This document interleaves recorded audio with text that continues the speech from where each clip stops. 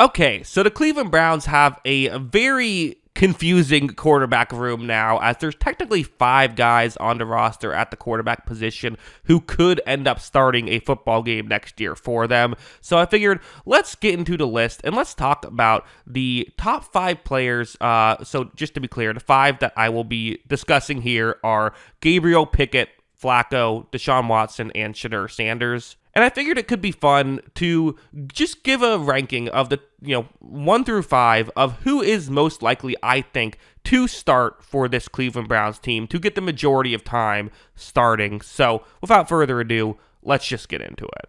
Number 5, I am going to Deshaun Watson, who...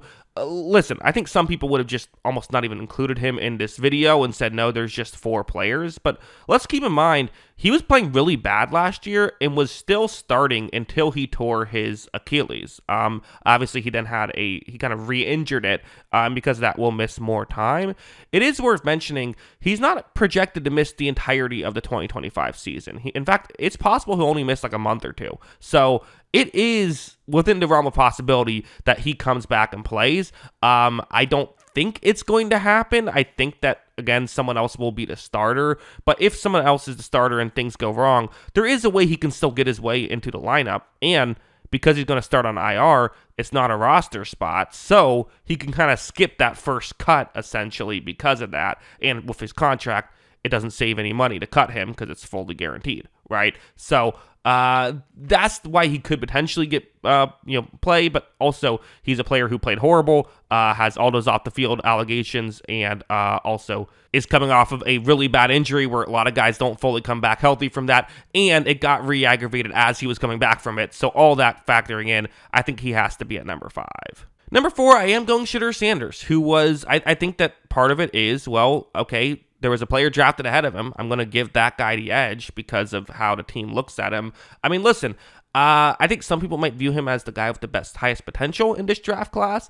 Like, there are some issues. There are some issues on tape. There just is. He is someone who, I've made a comparison to like a Carson Wentz or a Justin Fields in terms of when a play breaks down, he can't seem to, admit that a play has died, and he'll make matters worse. Fields has gotten better at that over the years. Wentz didn't, right? But usually you don't get that much better at it. Usually if it's an issue, it's an issue.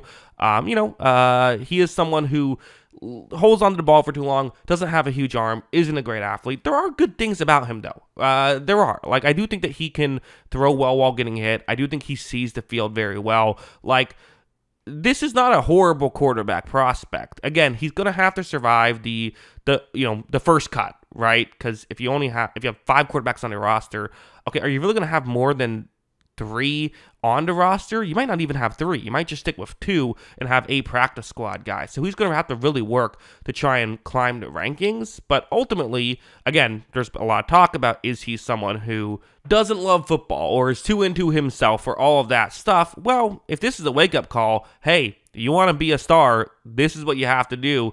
Teams don't view you that way. Maybe that's the wake-up call he needs, and things will go better. So ultimately, I have him at 4. I think you kind of have to put him at 4, given the fact that he was the second quarterback taken, but by the Browns. But ultimately, I still think there is a chance he could start. Number 3 on the list is Dillon Gabriel, and part of why I'm putting him here is just simply with the logic of, well, they drafted him earlier. They spent the premium pick on him, a 3rd round pick. That's not a nothing pick, right? I shouldn't call it a premium pick, but it's not a nothing pick for Dillon Gabriel. I will mention, maybe I should have mentioned this in the Shedeur Sanders part, but there's been that viral clip of the Browns front office seemingly not reacting or not being very excited when they drafted Shedeur Sanders, which makes people think, oh, well, the ownership must have stepped in. And listen, ownership might have stepped in, but if you go back and watch every single clip that they've had, where every single draft pick they've made, they looked like that every time. So that's just kind of how they were. So don't read too much into this stuff, which of course you shouldn't read too much into that stuff, because that's just, there could have been plenty of reasons why they didn't react too much to that pick. But they've been probably having 2 hours of sleep for the past month. Makes sense. But yeah, Dillon Gabriel, back to him, is someone, though, that spent the premium pick on him. I do think he could be a Gardner Minshew type. He can throw down the field. He can throw under pressure. He can keep plays alive and look down the field while moving.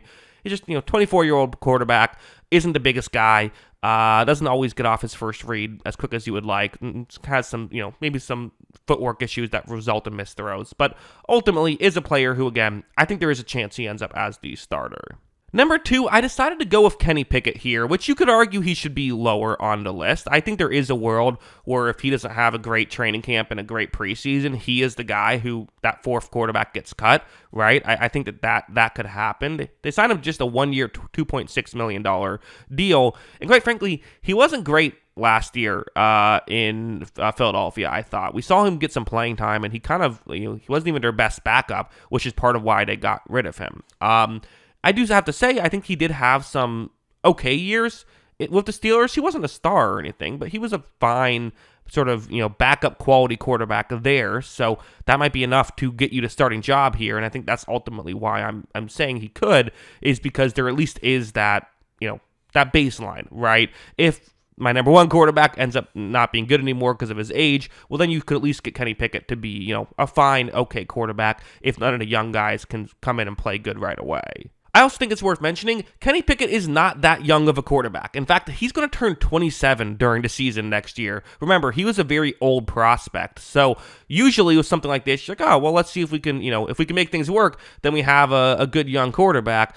That wouldn't be the case with him. But hey, we've seen it with Baker Mayfield and Sam Darnold. Sometimes just being in the right situation could work. Is this the right situation? I don't know. But I could see him getting some playing time because of that logic. But yeah, number 1, I am still going to go with the 40-year-old Joe Flacco, who, again, signed a 1-year, $4 million deal. So they're not banking on him being a starter. But, well, let's talk about, so 2 years ago, he had a pretty good year for the Cleveland Browns. Wasn't a star or anything like that, but all they really needed was competent quarterback play. They got competent quarterback play, and their defense was loaded. They made the playoffs. Granted, part of why the playoff game went wrong was because Flacco did not play well in that game, but still, again, getting to the playoffs would feel like a great season given what just happened in Cleveland last year.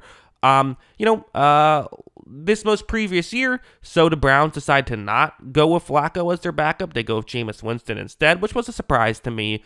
Flacco goes to the Indianapolis Colts, and he actually had some good games. So Anthony Richardson got banged up, and he played well. He beat the Pittsburgh Steelers last year, and partially because he was playing well and had something like that happen. Eventually, Anthony Richardson came back in. He had his infamous moment where he tapped out of a play and had Flacco come in and run a play. Because of that, they decided to, and other reasons, mostly Richardson not playing well, they decided to put Joe Flacco in as the starter, and Flacco kind of immediately just didn't play well as a starter. So that's kind of the question. If you like PFF grades, he was still the 26th highest graded quarterback out of 44 eligible, so that's not horrible. And ultimately, I think that he will have some inconsistencies just due to his age at this point in his career, but it just feels like he's going to be the week 1 starter. I just think that's going to happen, because I think that it'll come down to, honestly, if I'm the Browns, it's, hey, whoever does the best in preseason and in training camp, let's put you in. I think Flacco could be that player. Now, the downside, to me, the biggest downside he has is just, if Flacco plays great this year, what does that really get you, right? Like, if Kenny Pickett plays great, okay, maybe you have a Baker Mayfield situation and you have a quarterback now. If Dylan Gabriel or Shedeur Sanders play great, then you're in a good spot. And for Deshaun Watson, that would help as well, because you're already paying him anyway. For Flacco, if he plays great this year, I wouldn't bank on him playing great again next year, and I certainly wouldn't bank on him playing great for the next 5 years. So that's kind of why I think that's what hurts him the most. But ultimately, I think he'll at least probably be the week 1 starter. And if he can play well enough, he'll keep the job. And if they keep losing, which is possible, then they'll probably put in someone else. But yeah, those are my thoughts. What are yours? Let me know in the comments below. Always love hearing from y'all. And of course, as always, thanks for watching.